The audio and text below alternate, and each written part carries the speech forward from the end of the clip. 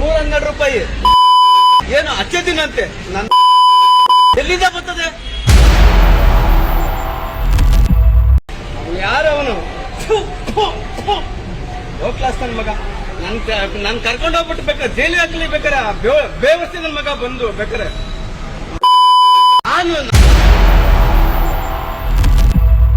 ದೇಶದಲ್ಲಿ ಪ್ರತಿದಿನ ಬೆಲೆ ಏರಿಕೆ, ಗ್ಯಾಸ್ ಬೆಲೆ ಏರಿಕೆ, ಪೆಟ್ರೋಲ್ ಬೆಲೆ ಏರಿಕೆ ನೋಡ್ತಾ ಇರಬಹುದು. ಸತತ 4 ದಿನಗಳಿಂದ ಪೆಟ್ರೋಲ್ ಬೆಲೆ ಗಗನಕ್ಕೇರಿದೆ. ₹112 ಲೀಟರ್ಗೆ ತಂದು ಇಟ್ಟಿದ್ದಾರೆ ಈ ನರೇಂದ್ರ ಮೋದಿ ಅವರು. ಇವರನ್ನ ನಂಬ್ಕೊಂಡಿದ್ದಂತಹ ಜನ ಅಚ್ಚೆ ದಿನ ಬರತ್ತಂತ ಹೇಳಿ ತುಂಬಾ ಕಾಯ್ತಾ ಇದ್ರು. ಆದ್ರೆ ಎಲ್ಲಾನು ಕೂಡ ಕೊಚ್ಚೆ ದಿನ ಆಗೋಗಿದೆ.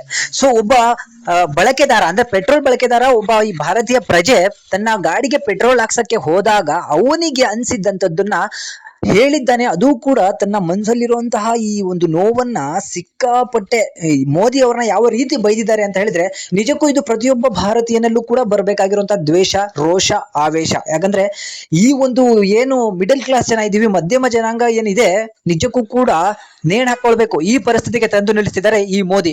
ಅಚ್ಚೆ ದಿನ ಅಂದು ಎಲ್ರಿಗೂ ಕೂಡ ಕೊಚ್ಚೆಯಲ್ಲಿ ಬೀಳಿಸ್ತಾ ಇರುವಂತಹ ಈ ಮೋದಿಗೆ ಸರಿಯಾದ ಪಾಠವನ್ನ ಕಲಿಸಿದ್ದಾನೆ ಈ ಒಬ್ಬ ದೇಶದ ಪ್ರಜೆ. ಸೊ ಇವರ ಬಗ್ಗೆ ನಿಮ್ಗೆ ಏನನ್ಸುತ್ತೆ ಅದನ್ನ ದಯವಿಟ್ಟು ಕಮೆಂಟ್ ಅಲ್ಲಿ ತಿಳಿಸಿ. ಇವರು ಮಾತಾಡಿರುವಂತಹ ಮಾತುಗಳನ್ನ ಈಗ ಅಪ್ಲೋಡ್ ಮಾಡ್ತೀನಿ, ಅದನ್ನ ನೋಡ್ಬಿಟ್ಟು ನಿಮ್ಮ ಅನಿಸಿಕೆನ 2 ಪದಗಳಲ್ಲಿ ದಯವಿಟ್ಟು ಕಮೆಂಟ್ ಮುಖಾಂತರ ತಿಳಿಸಿ. ಜೈ ಹಿಂದ್. ಯಾರು ಮಾತಾಡ್ತಾ ಇಲ್ಲ. ಯಾಕೆ ಮಾತಾಡ್ತಾ ಇಲ್ಲ? ಮಾತಾಡೋನ್ ಮಾತ್ರ ದಡ್ಡ ಅಷ್ಟೇ, ಮಾತಾಡೋನ್ ಮಾತ್ರ ದಡ್ಡ ಅಷ್ಟೇ. ಇನ್ನೊಂದಿಲ್ಲ. ಆದ್ರೂ ಕೆಲಸ ಮಾಡ್ತಾ ಇದ್ದೀನಿ, 24 hours ಕೆಲಸ ಮಾಡ್ತಾ ಇದ್ದೀನಿ ಸರ್.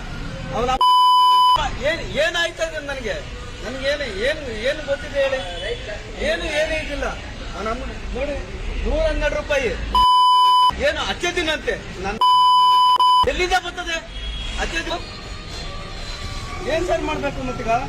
ಸುಮ್ನೆ ಗಡ್ಡೆ ಬೆಳೆಸ್ಕೊಂಡು ಸುಮ್ನೆ ದಾಡಿ ಬೆಳೆಸ್ಕೊಂಡ್ಬಿಟ್ರೆ ರಾಜಕೀಯ ಮಾಡಕ್ಕಾಗ್ತದ? ಯಾರವನು ಲೋ ಕ್ಲಾಸ್ ನನ್ನ ಮಗ. ನನ್ ಕರ್ಕೊಂಡು ಹೋಗ್ಬಿಟ್ಟು ಬೇಕಾರೆ ಜೈಲಿಗೆ ಹಾಕಲಿ, ಬೇಕಾರೆ ಬೇವಸ್ಥೆ ನನ್ನ ಮಗ ಬಂದು ಬೇಕಾರೆ ನಾನು ದೇಶಕ್ಕೋಸ್ಕರ ಬೇಕಾದ್ರೆ ಓಡಾಡ್ತೀನಿ, ಬೇಕಾದ್ರೆ ನಾನು ಮಾತಾಡ್ತೀನಿ.